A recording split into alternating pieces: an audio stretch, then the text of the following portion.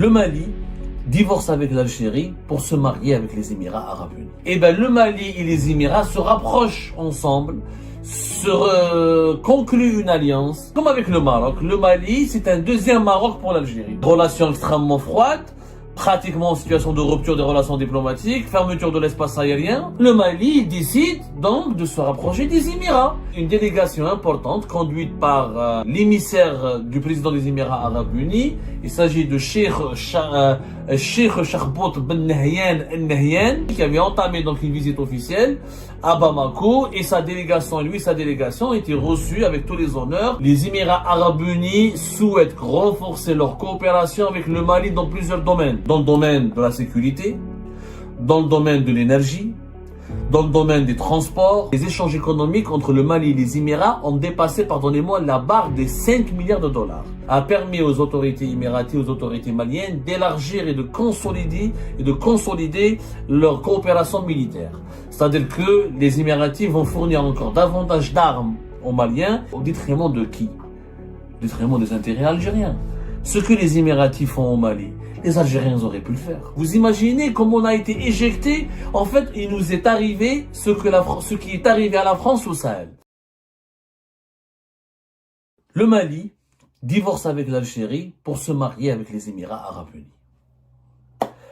Notre voisin le Mali, notre voisin historique, notre frère, notre allié de toujours, celui qui était notre allié de toujours, le pays avec lequel on partage pratiquement 1000 km, voire plus de frontières, a décidé de se rapprocher des Émirats Arabes Unis, l'adversaire numéro géopolitique, le pays qui était aussi un ami à l'Algérie, et un bon ami à l'Algérie, un bon allié à l'Algérie, qui est devenu un adversaire redoutable à l'Algérie depuis 2021-2022. Et ben le Mali et les Émirats se rapprochent ensemble, concluent une alliance, s'unissent pour narguer tous ensemble, les deux ensemble, l'Algérie. Voilà la situation dans laquelle on se retrouve aujourd'hui, à cause de la politique idiote qui n'a aucun sens qui est menée aujourd'hui par l'actuel régime au pouvoir. Le Mali avec lequel nous partageons 1329 km. Le Mali qui est le prolongement naturel du Grand Sud algérien. Le Mali avec lequel nous avons des liens historiques, humains, des liens sécuritaires, économiques et socio-culturels stratégiques. On a pratiquement rompu les relations diplomatiques avec eux, notamment depuis la dernière dispute, à cause de l'affaire du drone, où les 3 ambassadeurs des États du Sahel au début du mois d'avril,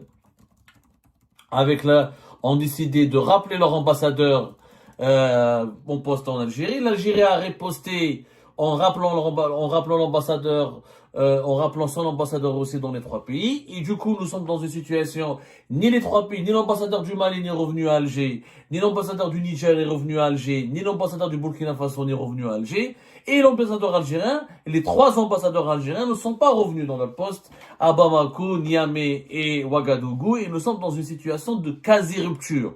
Fermeture du ciel aérien, comme avec le Maroc. Le Mali, c'est un deuxième Maroc pour l'Algérie. Le Mali est devenu un deuxième Maroc pour l'Algérie. Relations extrêmement froides, pratiquement en situation de rupture des relations diplomatiques, fermeture de l'espace aérien, c'est ce qui a été décidé au mois d'avril dernier. Situation catastrophique, pas de confiance, des déclarations hostiles. Le Mali qui accuse le régime algérien d'être le promoteur du terrorisme international, le régime algérien qui accuse les décideurs maliens de manquer de légitimité, d'être des mercenaires, d'être des esclaves au bord des mercenaires et d'être impopulaires et de n'avoir aucune légitimité. Nous sommes dans une situation conflictuelle, grave. Avec le Mali, nous avons des relations extrêmement graves.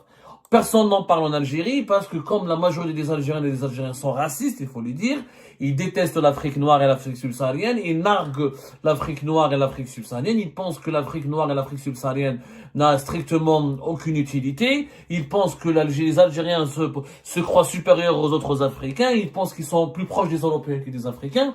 Donc ce conflit diplomatique et politique que nous avons avec le Mali n'a jamais été suffisamment commenté, compris, bien analysé, contextualisé, ni pesé dans la balance du bon sens. La balance du bon sens qui est en panne. En Algérie, il faut dire la vérité. Qu'est-ce qui se passe alors? Le Mali décide donc de se rapprocher des Émirats.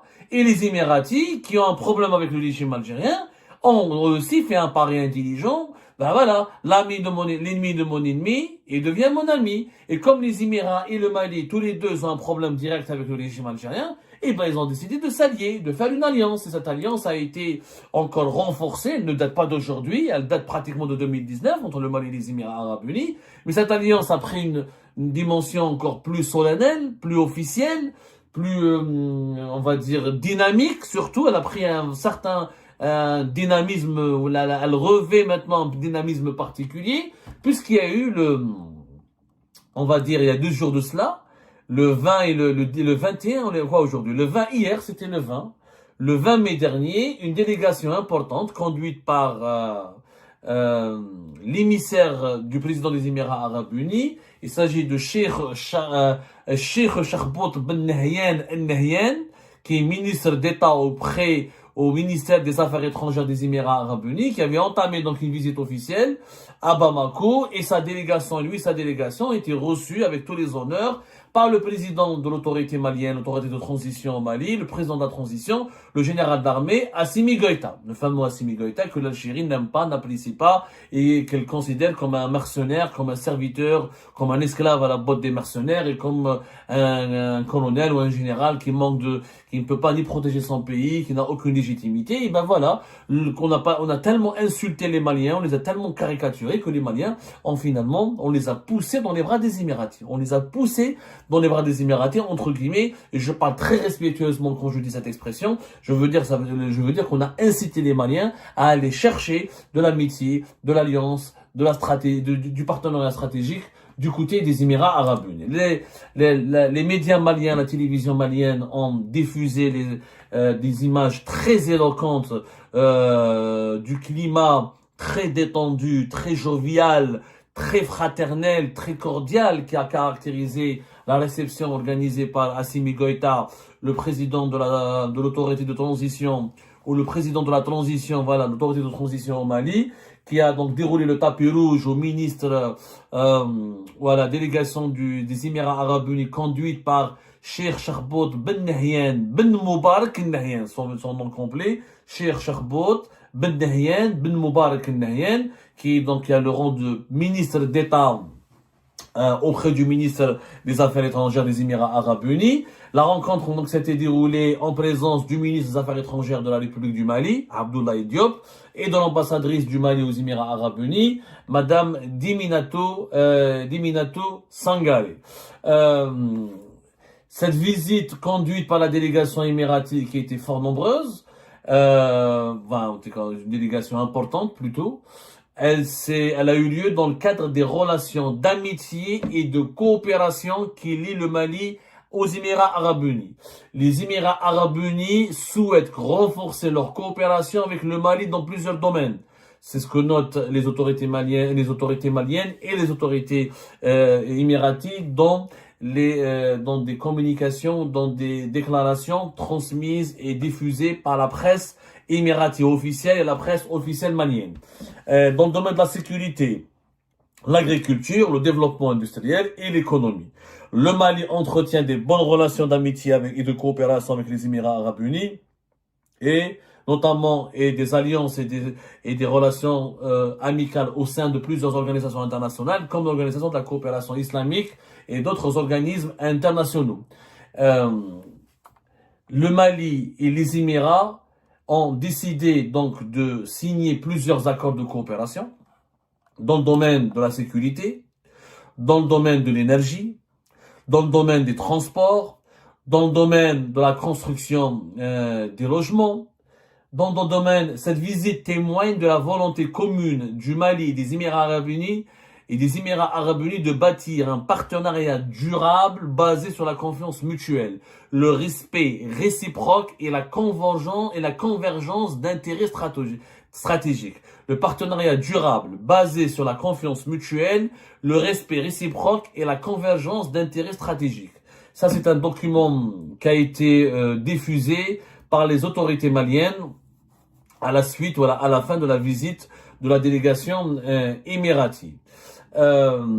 C'est un document qui explique tout ce qui qui explique les discussions qui ont eu lieu entre les deux délégats, entre Assimi Goïta, le président malien, et la délégation émirati. Les discussions ont porté sur la perspective d'une collaboration accrue dans des secteurs tels que la sécurité, l'agriculture, le développement industriel et économique. Ça a été extrêmement positif pour les deux pays.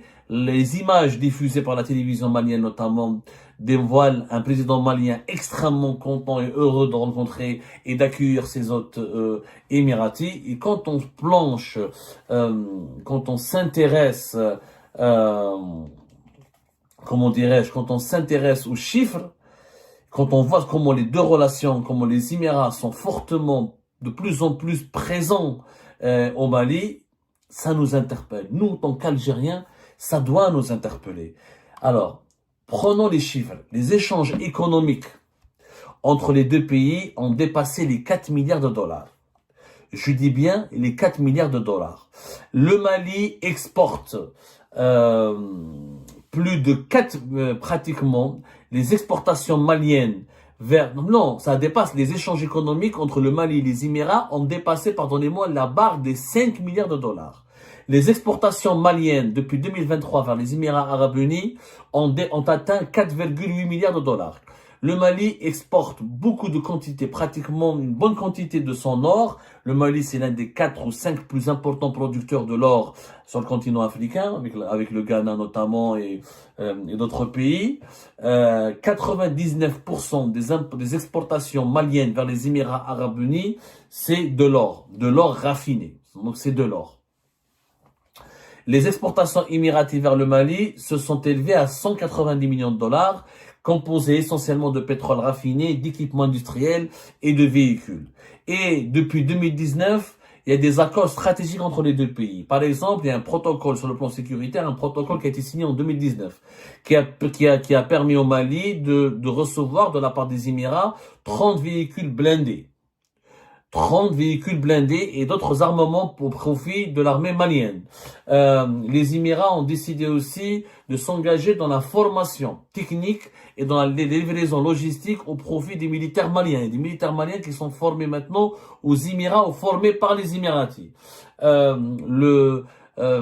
rencontre qui a eu lieu donc hier le 20 mai a permis aux autorités émiraties, aux autorités maliennes d'élargir et de consolider leur coopération militaire. C'est-à-dire que les Émiratis vont fournir encore davantage d'armes aux Maliens, ils vont s'engager davantage dans les financements de la formation des militaires maliens. Les Émiratis aussi sont présents énormément dans le domaine économique, parce que les Émirats, quand ils se rapprochent des pays, ils sont intelligents, ils ne parlent pas uniquement de lutte contre le terrorisme, de politique, etc. Ce qui les intéresse aussi, c'est énormément l'économie. Alors, les Émirats, au lieu de la sécurité, ils ont des accords de coopération. Ils ont fait des accords de coopération avec le Mali concernant l'aviation, concernant la protection civile, concernant le développement des projets, financement des projets de logements sociaux.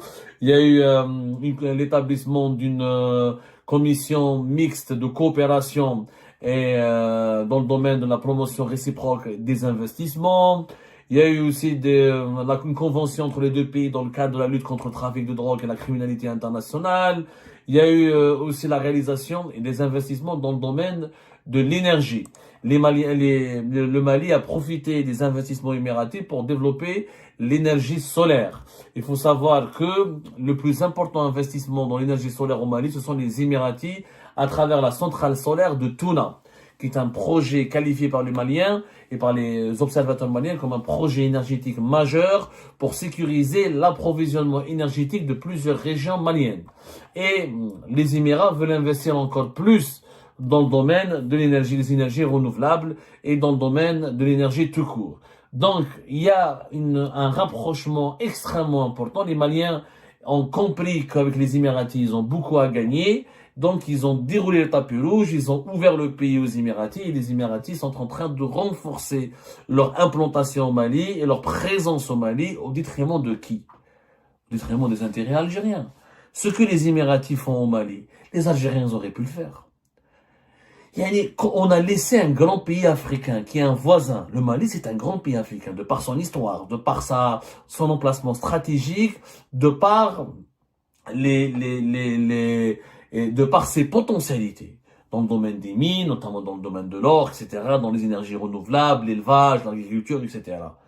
Tout ce que font les Émiratis actuellement, l'Algérie aurait pu le faire. Mais nous, au lieu d'investir au Mali, au lieu de les accompagner dans leur transition politique, au lieu de les aider à sécuriser leur territoire, au lieu de s'imposer comme le grand frère qui leur veut du bien et qui a des intérêts mutuels et qui a des intérêts importants, des intérêts réciproques. Nous, on fait quoi? On s'est bagarré avec les Maliens, on s'est disputé avec eux, on les a insultés, on les a méprisés, on méprise leurs dirigeants. L'Algérie accueille le premier opposant à un imam salafiste, Mahmoud Deko, qui est devenu, même on lui donne un salaire, il habite à Alger, il est devenu imam auprès de la grande mosquée d'Alger. On s'est brouillé avec ces nouveaux militaires maliens qui veulent conserver l'intégrité territoriale de leur pays. On soutient des groupes armés Touareg qui veulent créer un pays indépendant et qui ont des accointances avec des groupes islamistes radicaux. Et donc tout ça, on a fait exactement le contraire de nos intérêts. Regardez dans le document le communiqué des autorités maliennes et émiraties qui résume les échanges et le déroulement de cette rencontre entre la délégation émiratie et le président et les autorités de transition au Mali. Retenez bien, on parle de partenariat durable, la confiance mutuelle, respect réciproque et convergence d'intérêts stratégiques. Tout ce qu'il n'y a pas entre l'Algérie et le Mali. On les a pas respectés. Ils nous font plus confiance, on a perdu leur confiance et on a perdu il n'y a plus de convergence d'intérêts. Quand tu accueilles, quand tu veux, tu assumes ta proximité avec des groupes armés indépendantistes, qui ont, encore une fois, les groupes armés indépendantistes Touareg, ils ont des connexions avec les réseaux terroristes djihadistes. Et quand tu accueilles sur ton propre territoire le principal opposant à ce gouvernement de transition qui est un imam salafiste, un religieux dangereux, qui a lui-même beaucoup de connexions avec des groupes armés islamistes terroristes au nord du Mali. Et comment voulez-vous que les Maliens nous fassent confiance? Comment voulez-vous que les nouveaux dirigeants maliens nous respectent? Et comment voulez-vous, quand on perd le respect d'un voisin et d'un pays ami, il devient quoi? Il se rapproche de qui? Il se rapproche de nos ennemis ou de nos adversaires. Parce que les Émirats aussi ne sont pas censés être nos ennemis. Mais comme on les a insultés, on les a diabolisés, on les a accusés de tous les maux de la terre, on les a traités de pays artificiels, sans souveraineté, sans racines, et ben les Émiratis vont nous renvoyer l'ascenseur, ils ripostent, mais ils ripostent plus intelligemment. Au lieu de nous insulter, de nous mépriser, eux ils font quoi? Ils viennent investir et se rapprocher avec nos voisins avec lesquels nous avons des problèmes. Qui sont qui? Qui sont les Maliens. Donc ils investissent au Mali, ils renforcent la coopération militaire au Mali. Les militaires maliens qui avaient l'habitude de se former en Algérie depuis des décennies, depuis pratiquement l'indépendance des deux pays, maintenant ils préfèrent aller se former au Maroc ou aux Émirats. Vous imaginez comment on a été éjecté? En fait, il nous est arrivé ce qui est arrivé à la France au Sahel.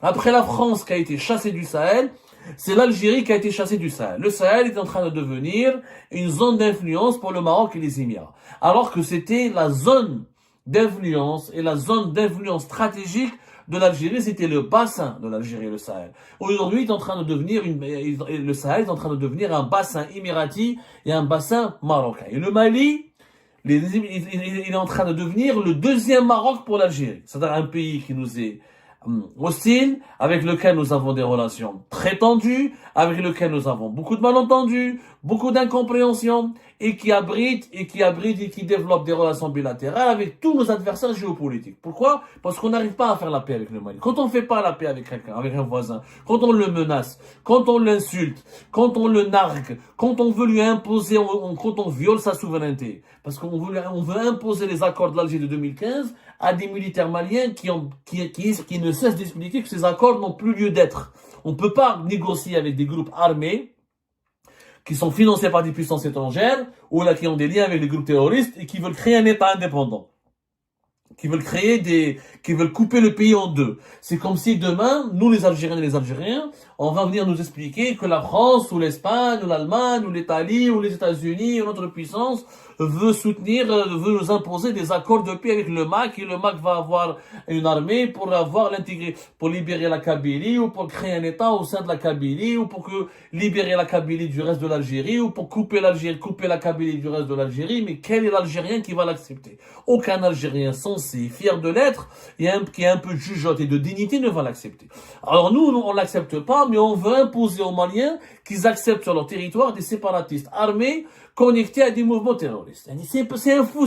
Cette histoire est de la folie. Au lieu d'aider l'armée malienne à sécuriser le territoire, à désarmer les Touaregs, à les intégrer dans un processus politique et de dialogue et de réconciliation, et à privilégier la voie, et à privilégier la voie pacifique, et à démanteler. Il n'est pas normal que dans le Sahel, juste à nos frontières, il y ait des groupes armés jusqu'aux dents, qui sont proches de certaines mouvances idéologiques extrêmement dangereuses, sur le séparatisme ou le djihadisme. Au lieu de cela, nous, au lieu de lutter contre les séparatistes et les djihadistes, nous on lutte contre les militaires qui partagent normalement nos valeurs, qui devraient être nos amis, qui devraient être nos voisins et nos frères et nos sœurs. C'est voie de fou. La politique de l'Algérie dans le Sahel, elle est une catastrophe. Elle est en train de creuser notre tombe. Et on est en train de se faire, on a été éjecté maintenant. Maintenant, les Émirats et le Maroc vont transformer le Sahel en une arrière-cour, où ils pourront tisser des alliances, et où nos intérêts vont énormément reculer. Les pays du Sahel vont privilégier les entreprises marocaines, vont privilégier les capitaux émiratis, vont privilégier les intérêts politiques émiratis et les intérêts politiques marocains, et nous on sortira hors jeu. On a kharjin hors jeu. Hors jeu. Pourquoi? Tout ça parce que nous avons actuellement des décideurs qui ont décidé, je sais pas, de prendre de soutenir plutôt des mouvements indépendantistes radicaux et proches des terroristes.